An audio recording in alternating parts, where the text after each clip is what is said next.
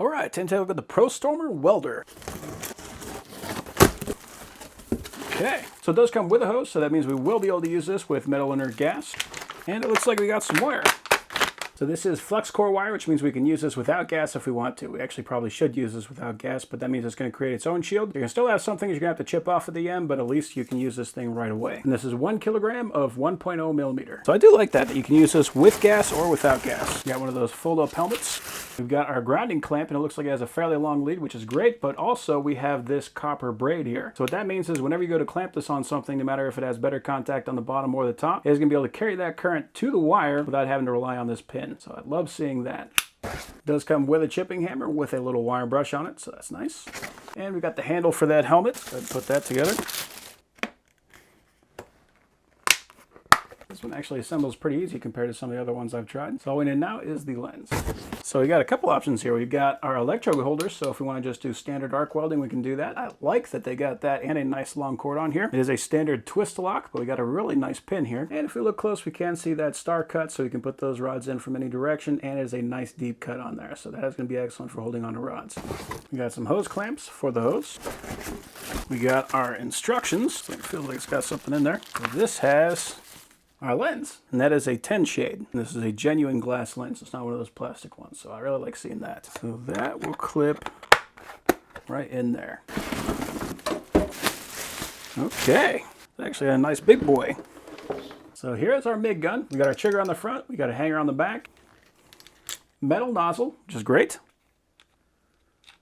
and a 0.03 electrode, but it actually came with an extra, and this is a 0.035. So depending on the size of wire that you're going to be using, you use the correct electrode. Now the 1.0 wire is equivalent to a 0.04, so it's a little bit bigger than the 0.035, so let's just see if it'll fit in here. And it doesn't look good, so you will need to get a 0.040 electrode if you want to use this with the 1.0 wire that they included. Let's see what the feeding wheel is. Okay, so the feeding wheel does accommodate a 1.0 or a 0.8. This will work with that wire, we just have to get a proper electrode. I'm going to try to use this wire, so I'm going to put it with the 1.0 facing out. So on the front of the welder, we've got our MIG is permanently attached, so this is going to always stay on. Then we have our connectors for the negative and for the positive. And we've got a very nice looking display on here, so this is good. We got a dial right here. This is going to be for MIG voltage if you're going to be using MIG. And then right here is going to be the wire speed. Now if you're just using arc, this is going to adjust the current, and this one is going to be unused. We got a button so we can switch between the different functions. So we've got lift TIG, so we can actually use this as a TIG welder, flux 0.035, mag 0.030, MIG 0.030, or stick. So we just set that to whatever we're going to be using and go. On the left side panel, we've got our specs. For TIG, we can do 15 amps to 125 amps. For MIG, we can do 30 amps to 140 amps. And for stick welding, we can do 20 amps to 125 amps. So this should be a fairly capable welder. Then on the back, we have active cooling, so there's a fan back there. We got a spot for the hose if we're going to be using the metal inert gas, and we got our on-off switch right there. So there's a spring on here, so make sure we don't lose that. So it is the nut, washer, then a spring, and then the cover. So the wire we want to put on, so it is going to be going counterclockwise to feed into here.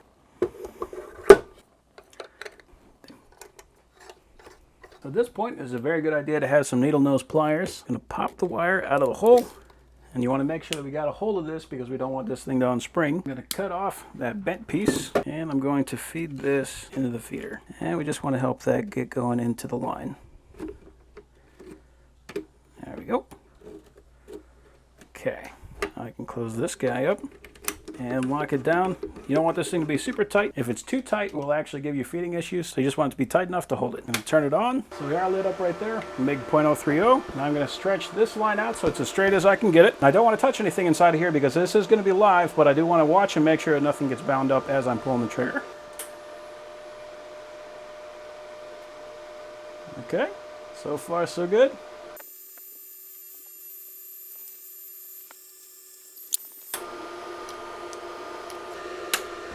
Now I just got to get a proper sized electrode so we can fit that. Oh, this might actually work. Just going to try that 0.035 again. Ooh, okay, so that's a tight fit, but it does actually work. So when we got a nice clean edge, we should be able to make this happen.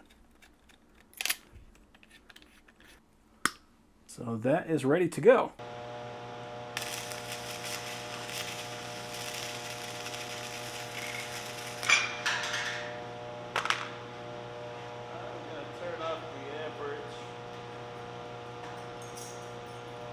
80.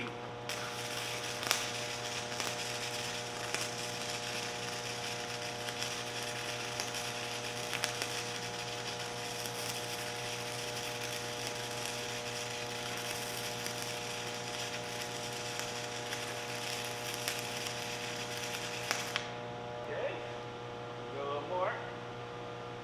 Just take it up to 100.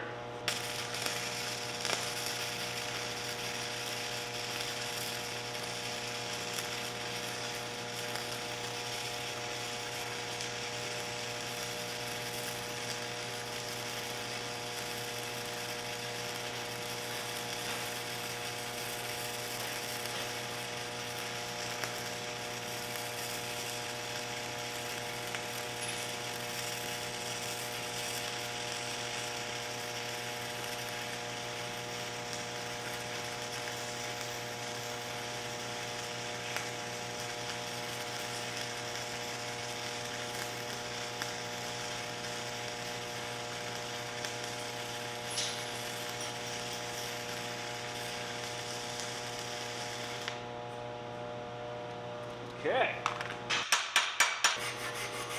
I tried 60, and that was, what was that, 80 I think, and then up to 100. That's where it started really laying down good. So that actually, I mean, the best thing about this welder that I found is that it just runs nice and smooth and not getting a lot of cracking and popping. Of course it is flux, so I do get that spatter. That's something that's gonna be unavoidable if you're going with flux, but if you wanna get rid of that, of course you just go with the MIG. But yeah, it ran super smooth, so I am very happy with that. That is a very nice welder.